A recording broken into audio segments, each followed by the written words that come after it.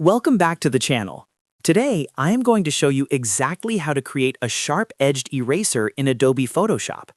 If you have ever been frustrated by those soft, blurry edges that make your cutouts look unprofessional, this video is for you.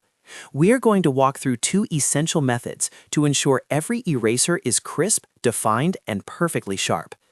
Before we dive into the technical steps, if you find these quick Photoshop tips helpful, please make sure to hit that like button and subscribe to the channel for more creative tutorials.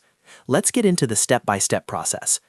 First, let's look at the most important method, which involves adjusting your brush hardness. Go ahead and select the eraser tool from your toolbar on the left, or simply press the letter E on your keyboard as a shortcut. Once the tool is active, look up at the top options bar where your brush settings live. You will see a small brush preview icon. Click that to open the brush picker settings. Here is where the magic happens. Locate the hardness slider and drag it all the way up to 100%. You will want to make sure you have selected the hard round brush from the list.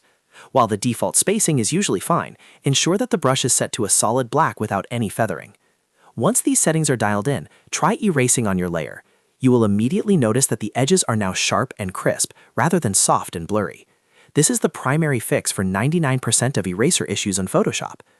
Now let us move on to the second method, which is fixing those annoying edge behaviors caused by brush smoothing.